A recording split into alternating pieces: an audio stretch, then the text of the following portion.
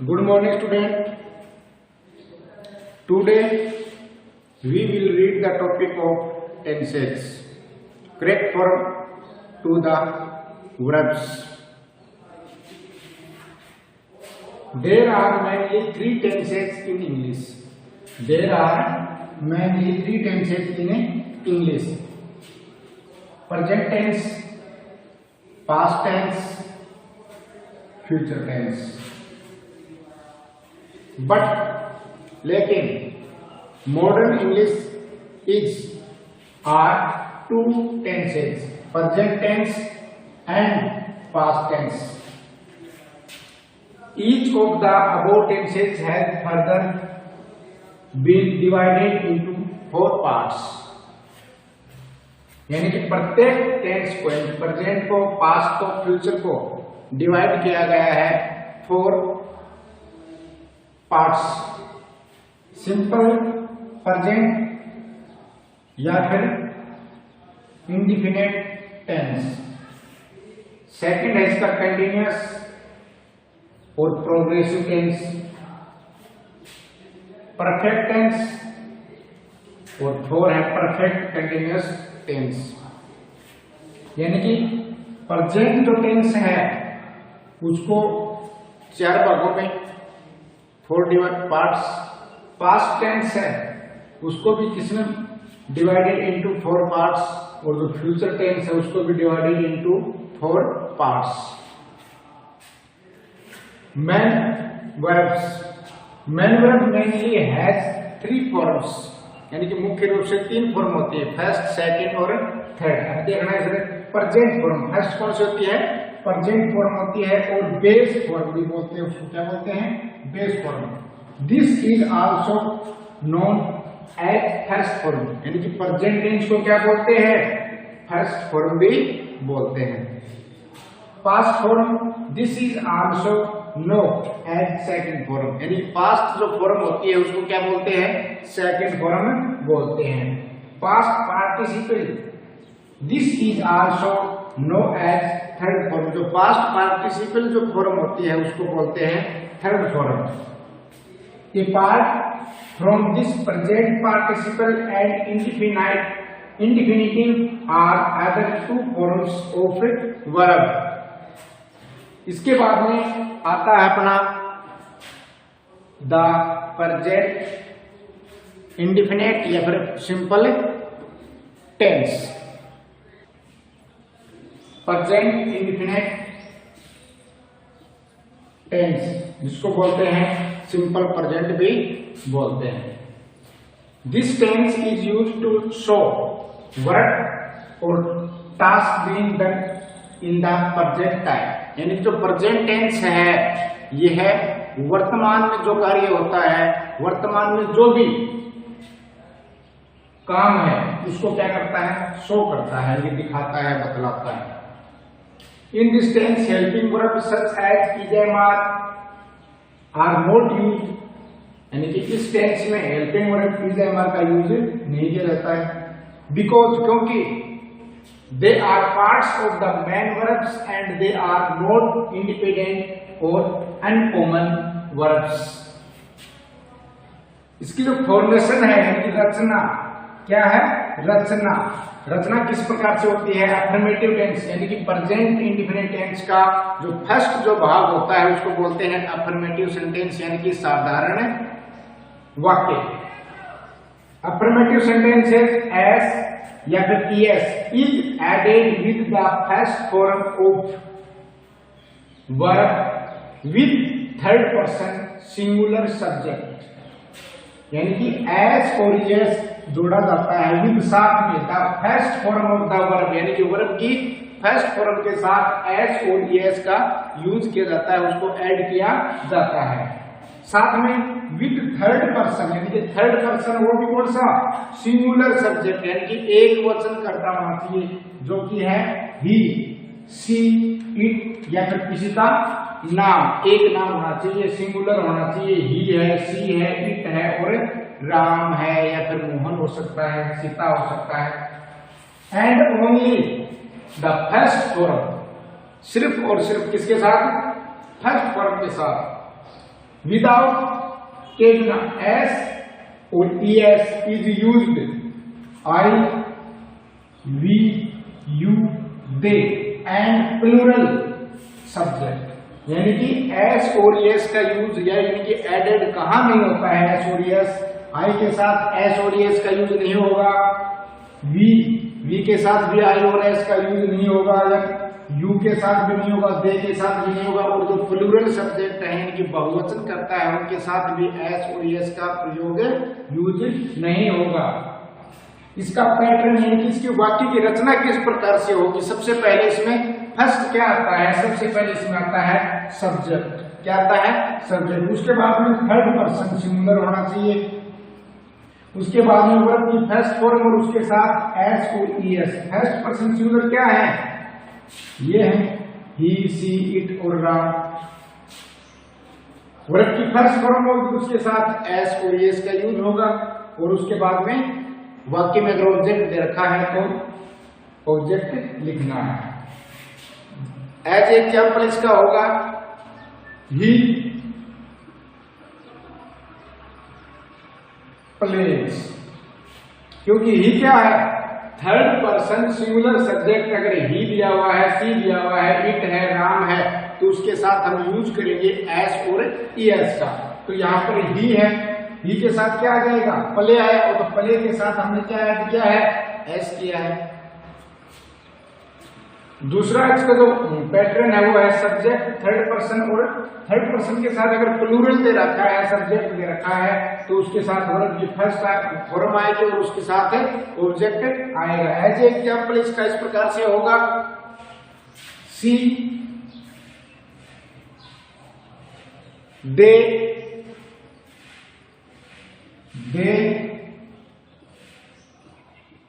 Right. अब दे क्या है? प्लूरल है। क्या है? प्लूरल है, तो प्लूरल के साथ एस और एस का यूज नहीं होगा, इसलिए राइट का राइट ही रहेगा, न कि इसमें एस ऐड करना है। इसमें एस ऐड नहीं करना है, क्योंकि यहाँ पर जो सब्जेक्ट है वो क्या है? प्लूरल है, इसलिए इसमें एस और एस का यूज नहीं होगा। नेक्स्ट इसका एग्जाम्पल है बॉयज। अभी देखिए बॉय होता तो क्या होता है? एक वचन होता है, ये पहले से ही क्या है? बहुवचन है, प्लूरल है, बॉयज प्ले। अब जो वर्ब है ये फर्स्ट वर्ब तो आएगी, लेकिन इसमें एस और एस का यूज नहीं होगा, क्योंकि बॉयज पहले से ही क्या है? प्लूरल सब्जेक्ट दिया हुआ है, इसलिए इसमें एस और एस का यूज नहीं किया जाएगा। नेक्स्ट है नोट लगा के ऐड करना अपनी नोटबुक में। नोट ऐड एस और S to form the third person singular. Add करना है एस और एस को to form the third person singular, यानी जो थर्ड पर्सन है सिंगुलर उसमें क्या ऐड करना है अपने को? एस और ईएस ऐड करना है। एज एग्जाम्पल है किस, KISS। अब इसमें क्या ऐड करना है अपने को? ईएस ऐड करना है, क्योंकि इस वर्ग का अंतिम अक्षर SS दे रखा है, SH दे रखा है, CH दे रखा है, O दे रखा है, X दे रखा है, Z दे रखा है। उस वर्ग को प्लूरल बनाने के लिए हम क्या करते हैं? ES ऐड करते हैं। जैसे KISS किस, इसमें भी हमने क्या किया है? ES जोड़ा है। RUSS इसका अंतिम वर्ड क्या है? SS है, तो इसमें भी ES ऐड करेंगे। PASS पास, तो इसमें भी क्या करेंगे? ES ऐड करेंगे। BOX अंतिम अक्षर क्या है? OX दे रखा है, तो इसमें भी ES ऐड हो जाएगा। BUZZ तो इसमें भी क्या कर देंगे? ES ऐड कर देंगे। या फिर ऐसे भी है CLASS क्लास, तो इसका जब बनाएंगे ES जोड़ेंगे तो ये हो जाएगा क्लास A। बी वाला अपने पास नेक्स्ट बी है वेन वाई, जब वाई है following a consonant we change the Y into I, यानी कि जब वाई दे रखा है वाई से ठीक पहले एक क्या दे रखा है? कॉन्सोनेंट यानी व्यंजन। वी चेंज हम उसको बदलेंगे द y को इनटू I में, किसमें बदल देंगे, यानी कि अंतिम वर्ड y है, y से ठीक पहले एक क्या दे रखा है, उसमें कॉन्सोनेंट दे रखा है, यानी कि व्यंजन दे रखा है, तो उसमें उस y को I में चेंज कर देंगे और उसमें क्या कर देंगे, es ऐड कर देंगे। एज एग्जांपल है अपने पास वोरी, WORRY, अंतिम जो लेटर है वो क्या दे रखा है, इसमें y दे रखा है, और y से ठीक पहले हमारे पास एक कॉन्सोनेंट है इसमें, तो इस y को I में चेंज कर देंगे, WORRI और ES, वोरीज। इसी प्रकार से नेक्स्ट इसमें एग्जांपल है CARRY, केरी, ये हो जाएगा CARRIES, केरीज। नेक्स्ट अपने पास C का है प्लूरल वर्ब, यानी कि बहुवचन क्रिया, फर्स्ट फॉर्म विदाउट S और ES, यानी कि फर्स्ट फॉर्म जो है वो S और ES के बिना आएगी प्लूरल वर्ब में। Is used with the first person, is used with first person, यानी कि जो फर्स्ट पर्सन क्या है, I और V, क्या है, I और V, and second person you, यानी कि सब्जेक्ट के रूप में आपको फर्स्ट पर्सन दिया हुआ है I या फिर V दे रखा है, या फिर सेकंड पर्सन जो आपका यू है वो दे रखा है सब्जेक्ट के रूप में, तब उसमें क्या करना है, एस और एस का यूज नहीं करना है। इसका पैटर्न किस प्रकार से होगा, सब्जेक्ट आएगा, उसके बाद में सब्जेक्ट के रूप में आपके पास I है, V है, U है, और उसके बाद में वर्ब की फर्स्ट फॉर्म आएगी, और उस वर्ब की फर्स्ट फॉर्म में S और ES का ऐड नहीं करना है, यूज नहीं करना है। उसके बाद में अपने पास आएगा ऑब्जेक्ट। एज एग्जांपल इसके जस्ट लेते हैं I प्ले, I प्ले। अब इस प्ले के अंदर S और ES का यूज नहीं होगा, क्योंकि अपने जो पैटर्न है वो ये है कि सब्जेक्ट के रूप में अगर I है तो उसके बाद में जो वर्ब आएगी वो फर्स्ट ही आएगी। V है, V स्विम, V स्विम, हम तैरते हैं, तो इस स्विम के बाद में भी क्या, एच और एस का यूज नहीं होगा। उसके बाद में यू है, तो यू के साथ भी वर्ब की फर्स्ट फॉर्म में आएगी, वी सिंग, SING सिंग, ठीक है, हम गाते हैं। तो देखिए I है सब्जेक्ट के रूप में, उसके बाद में जो वर्ब आएगी वो फर्स्ट फॉर्म आएगी, V है, V के बाद में जो वर्ब की फर्स्ट फॉर्म आएगी, और U के बाद में, सॉरी यहाँ पर U करना है, यू सिंग, तो U के बाद में जो वर्ब आएगी वो भी क्या आएगी, फर्स्ट फॉर्म नहीं आएगी। उसके साथ हम S और ES का यूज नहीं करेंगे, क्योंकि फर्स्ट पर्सन I और V और जो सेकंड पर्सन जो U है उसके साथ हम S और ES का यूज नहीं करते हैं। नेक्स्ट है अपना अगला, नेक्स्ट देखिए आगे, नेगेटिव सेंटेंसेस, यानी कि नकारात्मक वाक्य। नकारात्मक वाक्य यानी कि negative sentences. Does not plus verb की first form is used with the third person,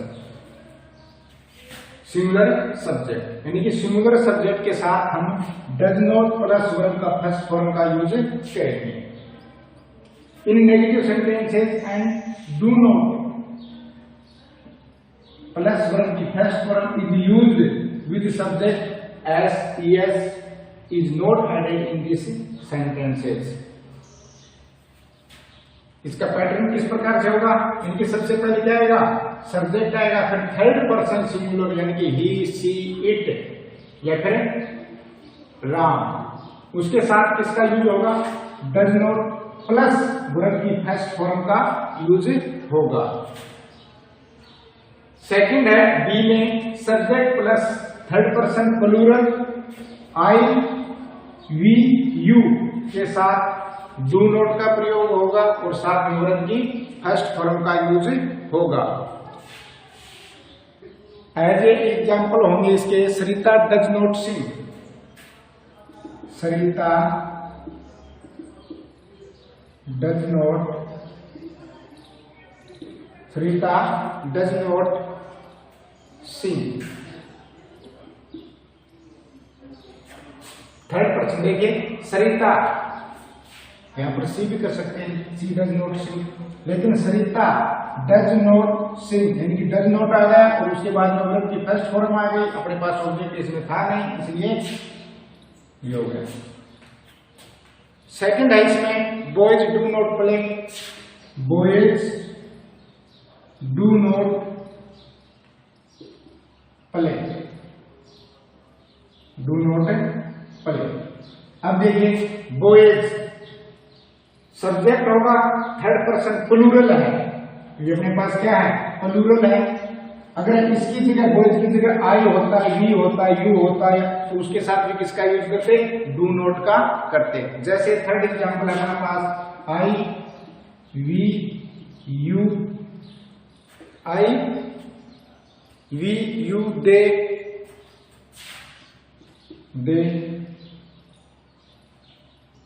do not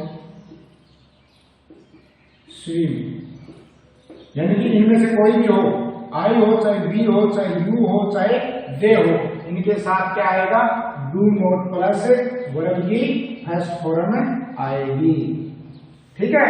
और अगर सब्जेक्ट थर्ड पर्सन सिंगुलर है यानी कि एक वचन है, जैसे कि अपने फर्स्ट एग्जांपल में था सरिता, तो यानी कि सिंगुलर के साथ क्या आता है डज नॉट प्लस वर्ब की फर्स्ट फॉर्म आती है। प्लूरल के साथ यानी कि आई वी यू, ठीक है, और दे या फिर थर्ड पर्सन प्लूरल है उसके साथ डू नॉट प्लस वर्ब की फर्स्ट फॉर्म आती है। आगे है नेक्स्ट है अपना इंटरोगेटिव सेंटेंस। इंटरोगेटिव सेंटेंस यानी कि प्रश्नवाचक वाक्य with singular subject, with singular subject does is used, यानी कि सिंगुलर सब्जेक्ट के साथ किसका यूज करना है अपने को डज का यूज करना है। In the beginning of the sentences and do with all other subject, और अन्य जो सब्जेक्ट बचेंगे उनके साथ किसका यूज करना है अपने को डू का यूज करना है। And question mark is used at the end of the sentence, और सेंटेंस के एंड के अंदर अपने को क्या लगाना है क्वेश्चन मार्क लगाना है। इसका जो वाक्य का जो पैटर्न होगा, स्ट्रक्चर जो होगी, रचना जो होगी, वो सबसे पहले इनकी डू और डज का यूज होगा, उसके बाद में सब्जेक्ट आएगा, उसके बाद में वर्ब की फर्स्ट फॉर्म आएगी, उसके बाद में ऑब्जेक्ट आएगा, उसके बाद में क्वेश्चन मार्क यानी ये मार्क लगेगा। एज एग्जांपल होगा इसका सोनल सोनल, सबसे पहले आएगा डू और डज, तो इसमें आ जाएगा डज, उसके बाद में डज किसके साथ आता है सिंगुलर सब्जेक्ट क्या आता है, तब सिंगुलर सब्जेक्ट क्या ले जाएं Sonal, Sonal does Sonal do her work, do her work, और सेंटेंस के एंड में क्या लगाना है क्वेश्चन मार्क लगाना है। यानी कि सबसे पहले क्या आ गया डज आ गया, उसके बाद में सब्जेक्ट आ गया, उसके बाद में वर्ब की फर्स्ट फॉर्म आ गई, उसके बाद में ऑब्जेक्ट जो था आगे जो वाक्य बचा हुआ था वो आ गया नेक्स्ट, और लास्ट में एंड में क्या आ गया क्वेश्चन मार्क आ गया। सेकंड एग्जांपल है इसका, सबसे पहले क्या आता है डू और डज आता है, तो डू डू अगर उसके बाद में गर्ल्स, अब ये क्या है प्लूरल सब्जेक्ट है, क्या है प्लूरल सब्जेक्ट है, तो do girls play, play in the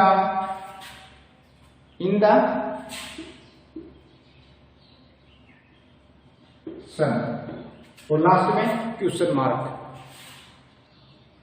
next में है यूजेज, यानी कि this tense is used in the following condition, यानी किन किन स्थितियों में परिस्थितियों में इस टेंस का यानी कि प्रेजेंट टेंस का, प्रेजेंट का, अफर्मेटिव का कहां कहां यूज किया जाता है। टू एक्सप्रेस इंटरनल ट्रूथ और यूनिवर्सल ट्रूथ, यानी कि आंतरिक सत्य या सार्वभौमिक सत्य को व्यक्त करने के लिए इस टेंस का यूज किया जाता है, जिसका एग्जांपल है the sunrise in the east, the sun rises in the east.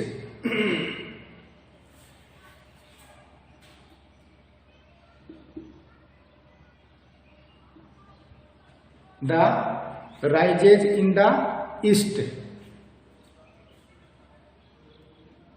इसके बाद में है टू एक्सप्रेस हैबिट यानी कि आदत के बारे में। क्या है आदत के? टू एक्सप्रेस हैबिट, ही एग्जाम्पल इसका, ही ओपन कम्स लेट, हम अक्सर लेट आता है, वह अक्सर, ओपन माने अक्सर, कम्स माने आता है, लेट माने देरी से, वह देरी से आता है। इसी प्रकार से ऊपर जो एग्जाम्पल था, the sun rises in the east, the sun S U N sun R-I-S-E-S in the east यानी कि सूर्य पूर्व में उगता है। उसके बाद में था टू एक्सप्रेस स्टोरी प्रेजेंट और to narrate a community, as example था now the battle of Panipat begins. Next था टू एक्सप्रेस परमानेंट वर्क और नेचर।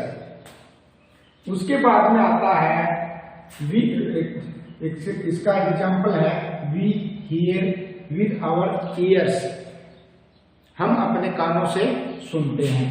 उसके बाद में है इंपॉर्टेंट जो था वो ये है indefinite इडेंटिफिकेशन, identification. The following adverbials are found in sentences of this sentence. In the morning और evenings, यानी कि आपको प्रेजेंट टेंस के अंदर उसकी पहचान करने के लिए कुछ एडवर्बियल दिए गए हैं। In the morning, evenings, it is, यानी कि आपको उस सेंटेंस में इन द मॉर्निंग मिल सकता है, इन द इवनिंग्स मिल सकता है। नेक्स्ट है on Sunday, Monday, it is, यानी कि संडे मंडे भी आपको उस सेंटेंस में मिलेंगे। Each day, every day, every night, each week, month, it is, यानी कि आपको ये वर्ड भी उसमें मिल सकते हैं। जो प्रेजेंट टेंस का जो सेंटेंस होगा उसमें इन वर्डों का क्या होगा, कोई भी वर्ड इनमें से मिल सकता है। वंस मिल सकता है, ट्वाइस मिल सकता है, सेवरल मिल सकता है, times, a day, a week, a month, etc, यानी कि once a day, twice week, a month, इस प्रकार से। ऑलवेज मिल सकता है, ओपन मिलेगा, ओकेजनली मिलेगा, sometimes, usually, generally, seldom, rarely, never, regularly, frequently, daily, etc, यानी कि ये जो आइडेंटिफिकेशंस जो हैं, द फॉलोइंग एडवर्बियल, ये आपको प्रेजेंट टेंस के जितने भी सेंटेंसेज होंगे इनका यूज होगा और इन्हीं के आधार पर हम उसमें क्या कर सकते हैं, वर्ब्स का यूज कर सकते हैं कि इनमें, यानी कि ये शब्द आपको मिलेंगे तो इससे हमें पता चलेगा कि ये प्रेजेंट टेंस का वाक्य है। तो आज हमने टेंसेस यानी कि काल, इनका अध्ययन किया था, लर्न किया इनको अपने को नोटबुक में अच्छे से नोट करना और इनको याद करना।